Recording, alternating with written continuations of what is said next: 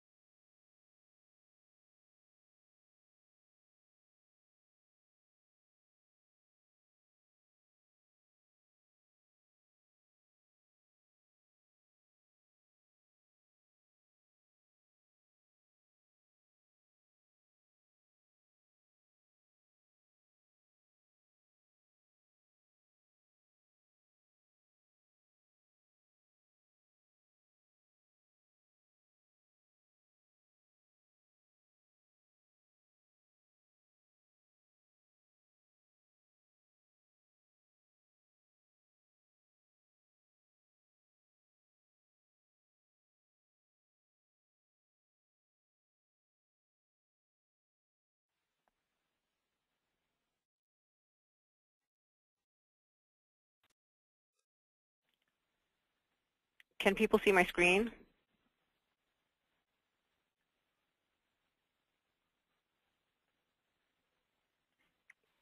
I'm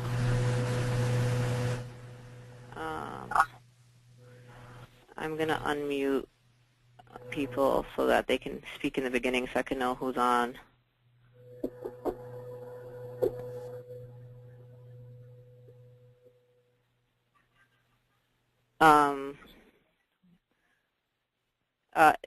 Gita doesn't have audio capabilities according to my screen. Can everybody else hear me? Bobby, Halima, Hillary, Hizam, Russia, Liam?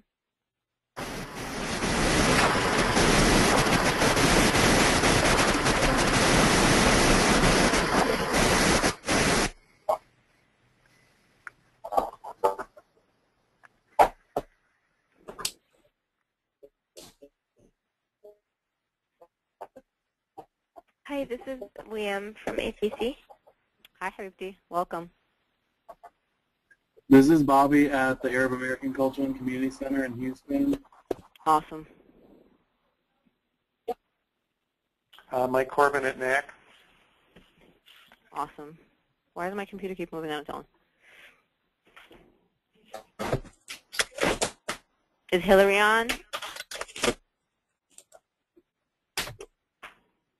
Hizam?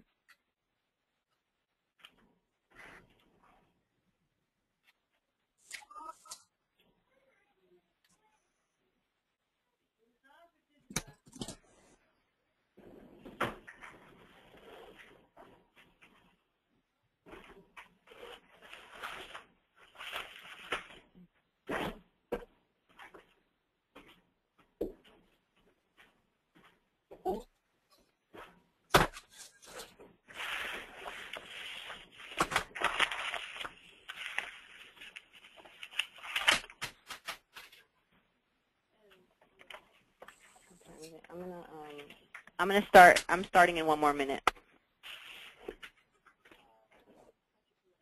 What was supposed to be on.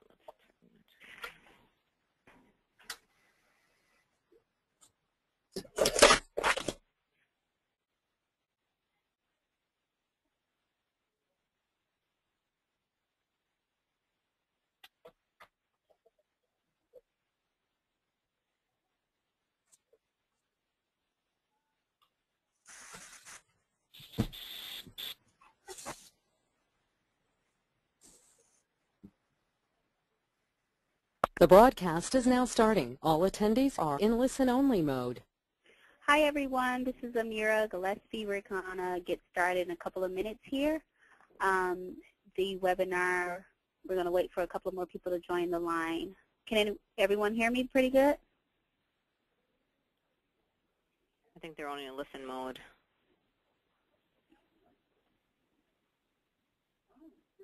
I have everyone's audio unmuted.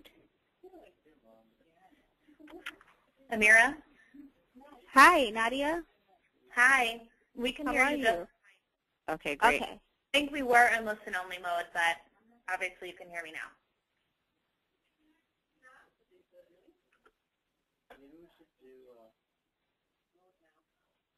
Let's see, who else?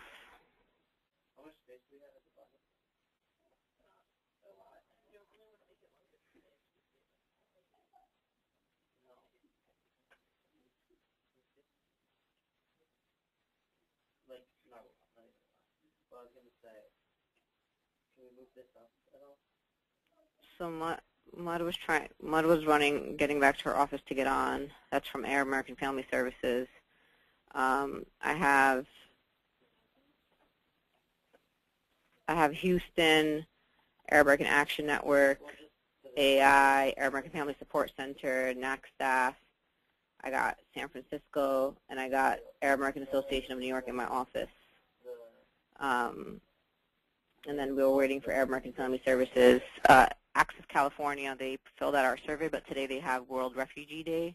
So their staff they basically have an all-hands-on-deck event today. But we will be able to at least include them because they were able to provide information through the survey. So I'm going to start now because I want to respect people's time, particularly for those who were on the call on time. So thank you guys very much. Just quickly, the purpose of this call is to talk a little bit about, we've spoken in the previous webinar and through email about the National Network's electoral campaign that we're doing.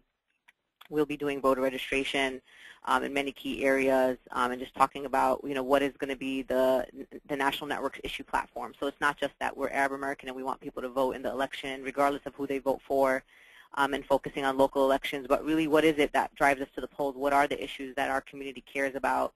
And I will also show you, once I go through this very quick PowerPoint, I will show you the results from the survey that we did, which was a very brief survey. They just asked you to prioritize 4 issues and to add any issues that you felt were not reflected through the survey. So I'll show you that later on just so you can kind of see where we're at. And then discuss some of the issues that were brought up in the survey, which I think are very critical and important issues. So there are some of you on the call who've done this before and have your own issue platforms for your local organizations. You might be part of local coalitions where you have issue platforms. I know in Florida they have an issue platform for Emerge, which is a civic engagement organization. So, I'm making it as brief as possible because I do feel like people have been, have done this work before. So if you have done this, this is not question. I hope that you guys can just be a little patient with me to go through this real quick. So some people ask, what is an issue platform? Is someone not muted?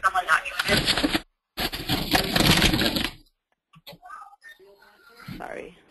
So people ask, what is an issue platform? Is my phone echoing? Is that what's happening? Yes. That's not good. Is that the webinar stuff, or is that me? Is everybody on mute? No, you're okay now. Yeah. But if Nadia can speak to me, that means people are not on mute. Are people muted? Can you hear me? I can still hear Nadia. Muted. Okay. So what is an issue platform? An issue platform represents the top priority issues of an organization, a network, a political party, or a community. It basically answers the questions, what do we stand for? What are the issues affecting our communities most? And the issue platform answers these questions and suggests ways to address them. So we're not just talking about what our issues are, what the problem is, but saying what we want to see changed about those problems. And why do we need it? We want to be able to use these issues to encourage Arab Americans to register to vote and actually vote on Election Day. So a lot of times it's been a lot about patriotism and, oh, we're Arab American and we need to vote. And for me personally, that doesn't drive me to vote. What drives me to vote is the issues that I care about and the things that I want to see change in our communities, and I believe that really resonates with people on the ground. And people want to, we have found that people want meaningful reasons to participate. They don't just want to vote because they're Arab and they want to show their Arab vote. It has to be much more to the core of the values that they believe in. And we also want the general public to know the issues our community cares about. So it's very important for us. Many of the issues that we care about are things that other communities care about. We want to make sure that our issues, that the general public, and we will be asked by both on a local level in your area and also on a national level, quote unquote, what are the Arab American issues, and in hopes that we find something universal enough that would be, taken in by people across the country, but also taking our platform and making it your platform in your local area and obviously tweaking that to make it more relevant to your local communities. And we will use the issue platform on our national voter engagement materials that we will be sending to all of you. So we want to make sure that whatever materials we're putting out speak to the issues and the values of our community. So it's not just, I am Arab American and I am going to vote and that's the mailer and you need to go vote on Election Day, that it's a little bit more meaningful for the communities we represent.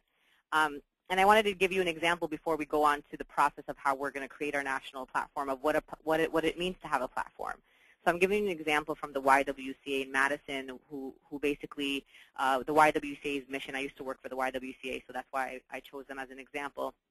The YWCA's mission is very simple: empowering women, eliminating racism. That's all. That's their mission. So when their public policy platforms are always about women reproductive rights, it's about access to services for women. It's about, so if you look, for example, at the first one, which we would potentially agree with, is we reject racism in all its forms and bias against any group of people. The YWCA badge will support policy initiatives directed at elimination of racism and any form of discrimination based on race, creed, da-da-da. So not only does it say, not only is the YWCA saying we reject racism in all its forms, but what they're saying is that they will also support any policy initiatives directed at elimination of racism. So for example, that could be potentially the End Racial Profiling Act for us as a community, et cetera. They also say the YWCA Madison supports policies directed at the reduction or elimination of violence in our society, especially those which impact women and children, including sexual assault. So they're very big on anti-domestic violence, et cetera. The YWCA Madison supports the development of high-quality child care. So a lot of the YWCAs across the country, one of their larger programs are early childhood development. So they obviously is an issue that speaks directly to their membership. It speaks directly to the communities that they serve. And they want to make sure that they're culturally responsive, accessible, and affordable. And then they kind of give a very simple, universal way to address that. And they don't really even talk about specific policies, but just in general, because our communities don't talk specific policy. They just talk they talk from a place of value, not from a place of, well, yes, I care about racial profiling or racism, so I want to pass IRPA. That's not really how our community speaks. So we want to make sure we're speaking their language. I chose this also platform that I found for the United Community Services of Johnson County. Sorry, I put country, it's supposed to be county, because it's a social service agency, and I know a lot of the members of the national network are service organizations, and we want to make sure that our national platform is also reflective of our human service program. So they have a different way of putting their platform. So provide, their platform stands to provide adequate funding for human service infrastructure, and they talk about, the problem, but how they see it, how we can address that problem, making available the resources to provide these services in a timely manner. And I know a lot of members in our community or community organizations have seen a delay in funding from the government, et cetera. So I think that we need to make sure that our issues are reflective, and these are some of the two different ways we can potentially form our public policy platform. I actually like the YWCA's because it starts by saying, we the national network support blah blah blah. We the national network reject blah blah blah. I feel like the statement form is a much more I think easier or more relevant way to project our or offer our communities, our platform in a way that's made in statements and things that people can say and that are very basic language.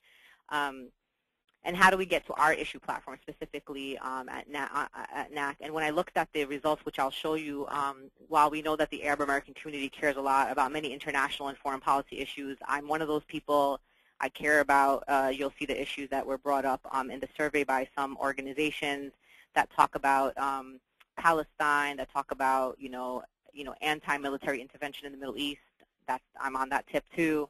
But we at NAAC, as a national network, we are an organization that focuses on domestic issues. And while we believe that the domestic issues and what we do here in this country affects foreign policy, we want our issue platform to be relevant to our work that we do in our organizations. So saying that, we can talk about potentially how to incorporate some of that language into our platform, and I would love to talk to those folks that offered that to figure out how we can make sure that it is relevant.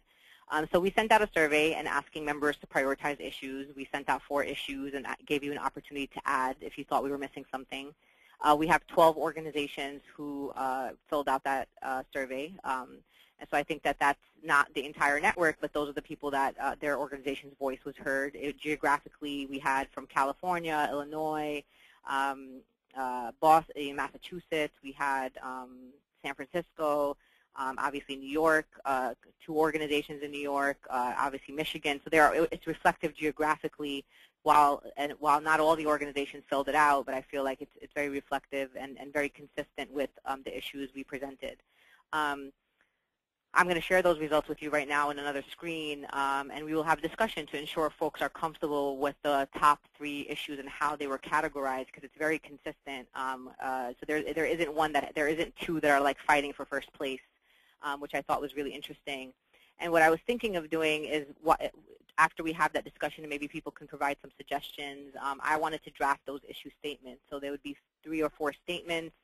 I would love to share it with NAAC members to help edit these statements. And then once a final draft is complete, we can share it with the larger list. So what I was going to do after the call is ask for a couple of people, maybe 2 or 3 people in the network, that I can send it to a small group of people who could then help me edit the original draft that I put together. And once there's a final draft, we can then send it out to the largest list for feedback. And I want to complete this process within the next 10 days because I really want to have like a July 1st where we're done. We have our platform and we're ready to run with it. So I'm going to just show you the results of the survey. So this is the survey that we did. So 12 surveys were completed. Not surprisingly at all, people ranked civil liberties and human rights at the core and at as a priority area that we need to make sure that our statement reflects. I actually lied to you guys. There are 2 that are fighting for second place, which is, oh no, the second place is access to education. I think that's a broad area, anywhere from English language learner programs to access to higher education. That could potentially even include the Dreamers. It could include tuition equity, which is an issue we've been hearing about for the past at least 2 years. So we would have to think about whether we wanted to put education as our second issue and then comprehensive immigration reform. I know that the term comprehensive immigration reform is a term that's not necessarily now used. We might want to think about creating a statement that reflects our hope to fixing our very broken immigration system and talking about what that looks like for us as a community, because we might not specifically, this is not about specifically supporting any particular policy. So this doesn't mean we're supporting comprehensive immigration reform as in the bill that was up 2010, I believe. We're talking about, or 2000, before that, 2009. We're talking about just overhauling our entire immigration system, which is broken from A to Z. So I hope that's a little bit more clear. And then obviously saving funding. Like, we are suffering as organizations in our states getting cuts. Particularly this is focused on government funding because we can't really blame the foundations because of the economy. A lot of them have ceased to give some of us funding or have cut funding due to budget cuts. But in general, we want to be able to talk about government funding and programs that our communities benefit from, like food stamps, Medicaid, Medicare, Social Security, people who get funding from, like the National Endowment for the Arts. And obviously, I just wrote a couple. There's multiple, funding sources from the government. And then some of the issues that people brought up when I asked the question about what are some other issues that we either weren't mentioned or people wanted to talk a little bit more about. So as you can see here, someone put in racial equity, very important. I think maybe we can figure out how to put racial equity into really all the statements, particularly into the civil rights and human rights and access to education. Also, people talked about, this is a very important issue to me personally. I'm in New York, and I've been working on this NYPD controversy. So people talked about the federal surveillance infiltration, grand jury subpoenas. We know that this has affected our members in Illinois and many activists and allies of ours across the country. Looking at the partnership with local law enforcement and their involvement in the joint terrorism task forces and how that's affecting community relations on the ground and how that's affecting our community and our institutions that we work for. Obviously on foreign policy, very important issues that people are bringing up. Again, we have to figure out how to say that in a way that doesn't position us on, give us a position specifically on foreign policy, because that's not what we do at NAAC and not what many of our organizations in the NAAC network do. And then a very important part that I brought up earlier, that people said immigrant rights is a huge issue. but not all of our advocates are not all of us are advocates of comprehensive immigration reform in the sense of the coin term comprehensive immigration reform, which is specifically looking at a bill. So I was talking more about, in general, we need to fix our broken immigration system. So thank you for folks that brought that up. People brought up threats of intervention in Syria, Iran, Somalia, Sudan. Obviously, personally, I don't believe in military intervention, and many of us are on the same tip on on Palestine, Israel. So I totally agree with all that. No contesting there, but thinking about how does that really play into our domestic issues as a national network, and are there other organizations more poised to talk about these specific international issues? And again, someone just kind of, for their own personal, I guess, clarification, social services and arts funding was their priority, access to education, civil liberties, and immigration reform. And the other issues of major importance is access to health care. And I think access to health care is an opportunity for us to, when we talk about funding, I think health care goes into, because there's a lot of cuts now on women's reproductive rights and services, as well as obviously Medicaid and et cetera. And that's pretty much kind of, just to garner some discussion about what the priority issues are. I'd love to open it up for people to talk a little bit about whether or not people thought that fixing our broken immigration system should be our second priority issue, our third priority issue, or is it saving social service and arts funding? And on education, I'd love to hear people's perspectives a little bit more about what that means exactly, what categories. When you talk about access to education, what does that mean for you exactly? And then back to the, and I'll open the discussion, but back to the process so that we're clear again on the process of what we're doing here is, this is results that came from this survey, but what we'll do is we'll have this discussion here. I'd love to get 2 or 3 people to look over my original draft. We'll then send it to the larger list for feedback, and then the last hands that it goes into is the hands of the advisory board for NAAC, and then once we get the final draft from the larger NAAC membership, it goes to the advisory board, and then it's improved in the advisory board. So hopefully it may not be in the next 10 days, but I'm going to try as much as possible to move this process along so we're ready for the summer to do our voter registration and voter engagement work. So I'd like to open the discussion now. Let me see if I know how to do that. So I'm unmuting people, or I think I am anyway. Can somebody help me out, because I'm trying to unmute people and it's not letting me unmute? You also have to do individual. Okay. So can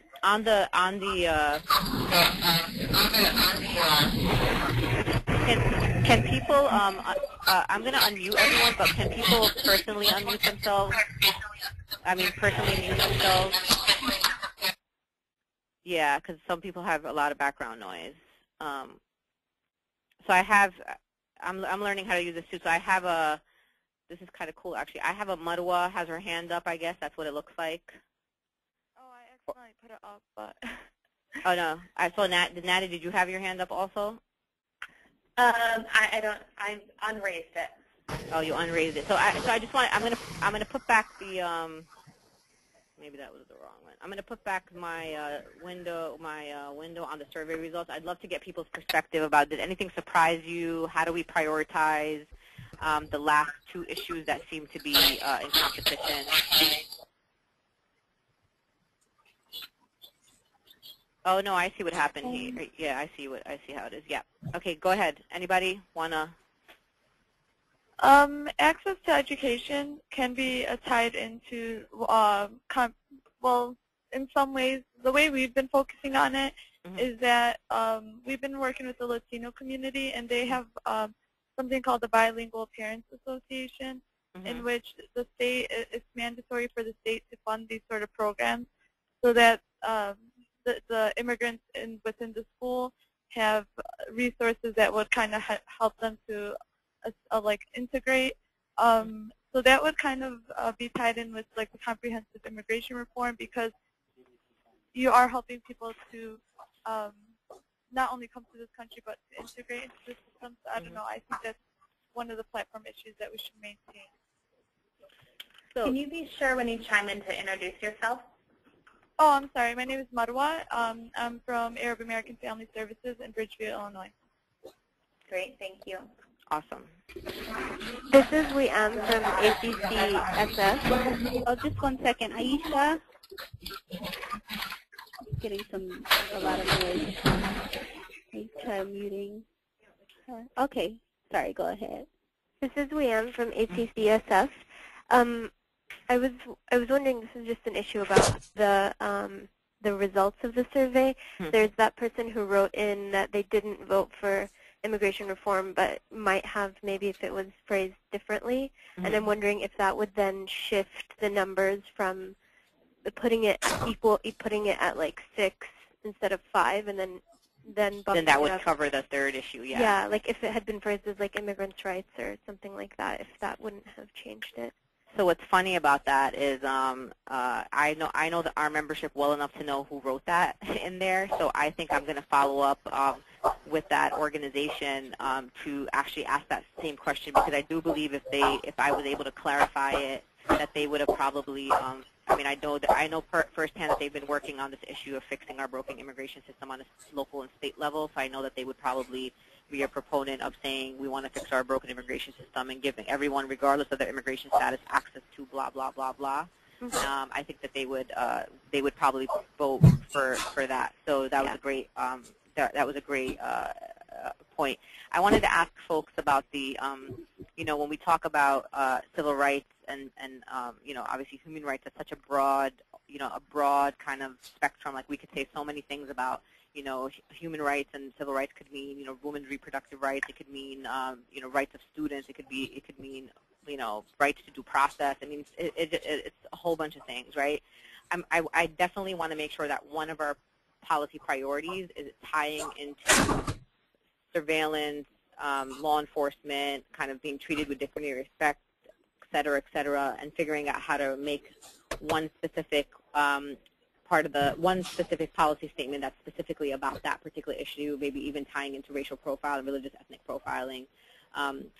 So I don't know if people have or can think about some verbiage or some words that you think would be important to use in a very general, universal statement, because not a lot of people in our community understand surveillance, infiltration, grand jury subpoenas. That's not verbiage that we use on the ground in the community. It's something that's like activist language. So I'm wondering if there are some words that we can use that can kind of reflect that these are the issues that we care about. So even if it's just words that I can figure out how to incorporate into a statement, that would be really helpful. Just being intrusive into our basic privacy. Besides Joshua from Orlando, AACC.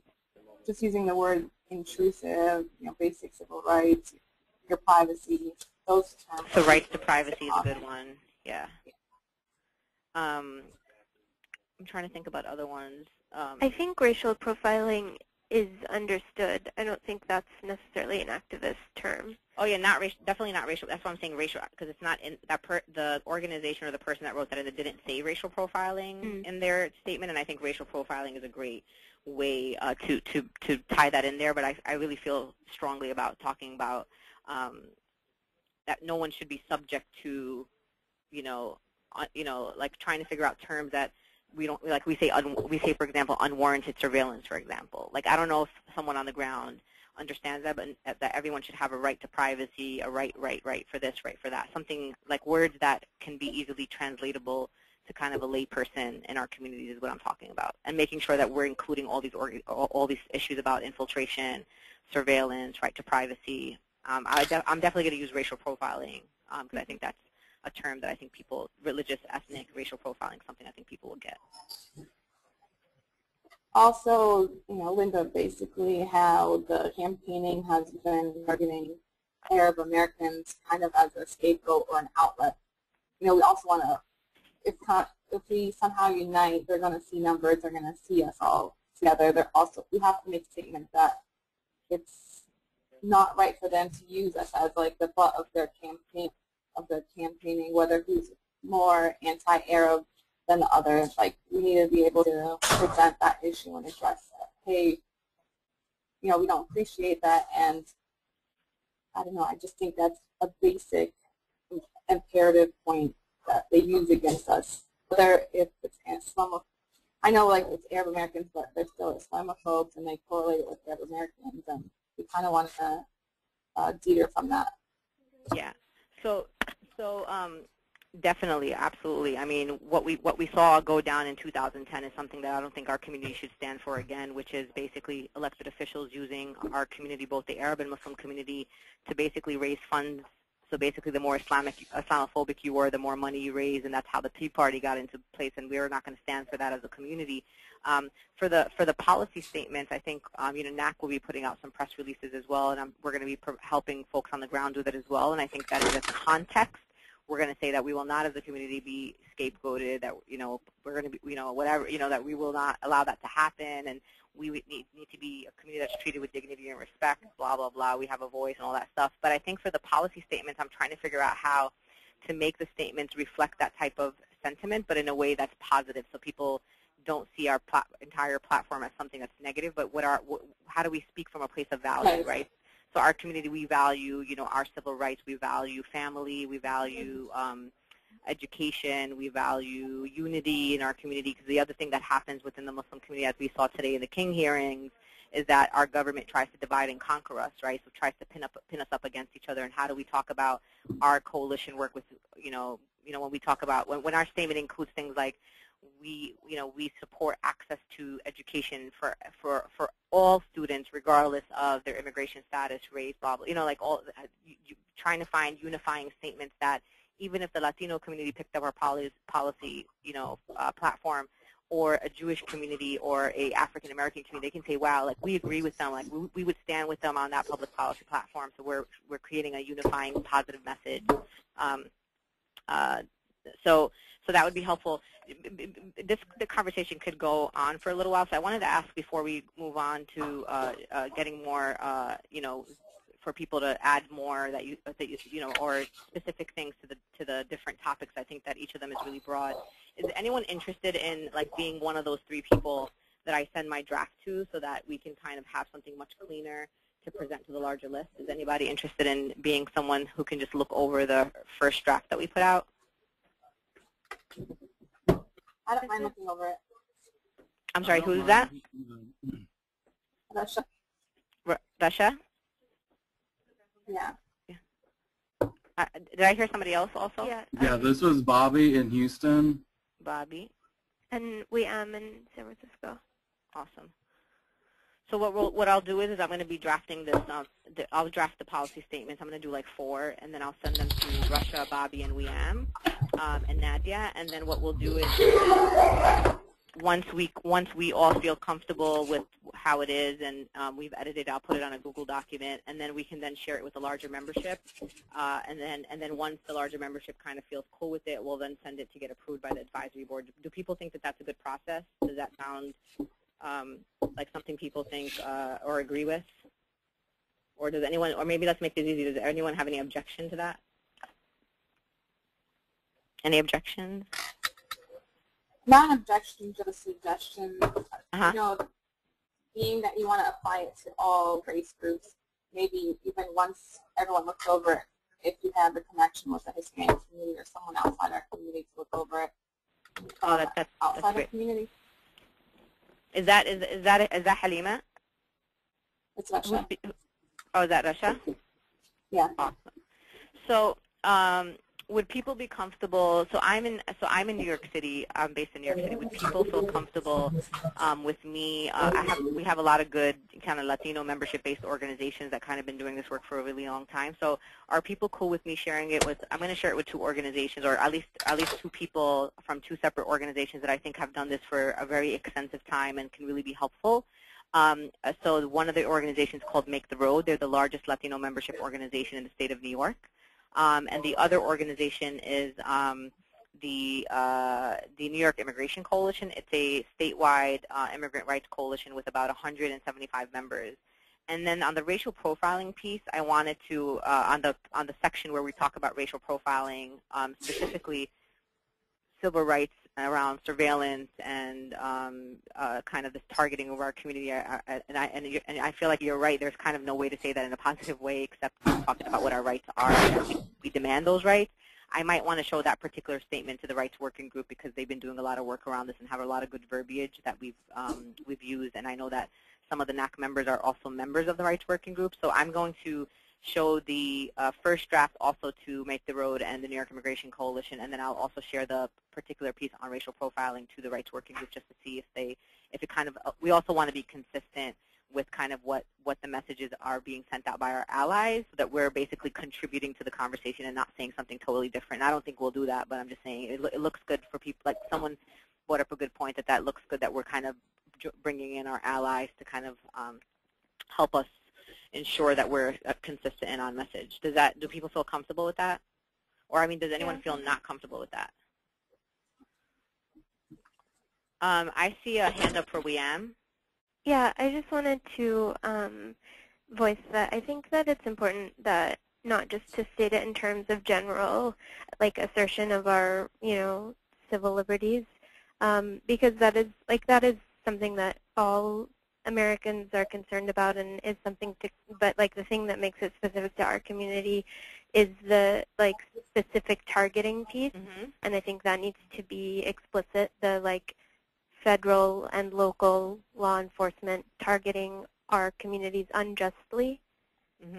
And I just hope that gets made explicit rather than put in general terms of the rights to privacy, because then it won't, it doesn't really make folks aware of our particular issue. Yeah, no, definitely. So I'm going to go back to the PowerPoint to show no, absolutely. And for people that know my work on NYPD surveillance, I don't mince words when it comes to that specifically. But so what the statement would look like is we start the statement with what the problem is, and then we can talk about what we're supporting, right? So we can talk about this targeting and the surveillance of our community by federal, local, and state law enforcement, right? And then when we go into the second part, we say the national network or our communities demand the right to privacy, right to our First Amendment, blah blah blah blah blah. Kind of thing. So we will, in each statement, we will start with a very brief beginning about what the problem is, what is the issue that we're talking about, and then what we hope to see in that. I mean, it's in general. When I meant in general, I meant we wouldn't necessarily be specific about what particular legislation that we'd be pushing, for example, because obviously in different places, different localities might have different ordinances going through, or different, I know in San Francisco they already passed a racial profiling legislation recently. So trying to make it general so that if we passed it on to any state, that would be relevant to each of the places, because our community is being targeted all over the country. Just because New York happens to be in the news doesn't mean that this is not happening in Ohio or in Texas or in Florida, et cetera. Did I clarify? Right, and I would just advocate for in that wording to say, and for rights to privacy, blah blah blah, and freedom from unwarranted targeting and infiltration by law enforcement. Awesome, I wrote that down. And then WEAM is part of the first group of people that will be looking over that. So if I missed that, you are going to be there to check me on that. Sure. But it's helpful to have more than one eyes and people, and also for style of writing and making sure it's reflective of our principles. So one of the things I just want people to be clear on is that NAAC, we've been doing a lot of work. Most recently in the past at least year, I mean, we've testified in congressional briefings on racial profiling, unwarranted surveillance by the New York Police Department on the tri-state area here in New York, New Jersey, Connecticut.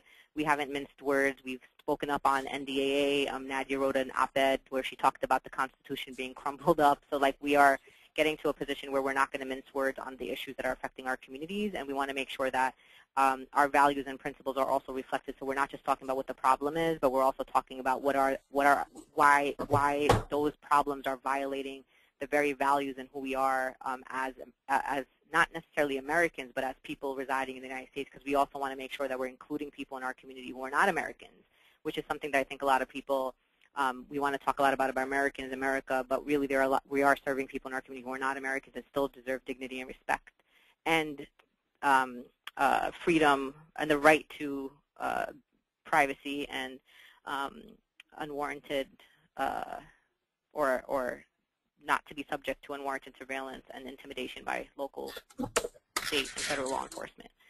Is that cool with people? Are people comfortable? Is there anybody on the call who thought of another issue or something that we can incorporate in any of these issues that we haven't brought up?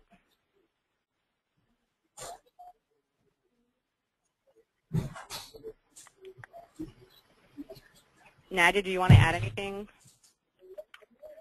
I don't. I think I just want to thank everyone for participating in this. We're really excited to be able to come together and decide jointly what our issues are going to be this year and really look at what's happening in the community and what NNAAC's role can be in doing that. So we really appreciate this feedback, and we'll work hard to make sure that we encompass it in the policy platform. And please continue to be engaged. And if you have any other issues that you think about after this webinar, please let us know, and we'll look into that. So just on the process one more time. So by Friday, I will send this to Bobby, Russia, and WeAm, and then in hopes that by sometime towards the end of next week, or maybe by Wednesday or Thursday, that you guys could have given us feedback, so we can then send it out to the larger list, and then Nadia would then help drive it through the advisory board.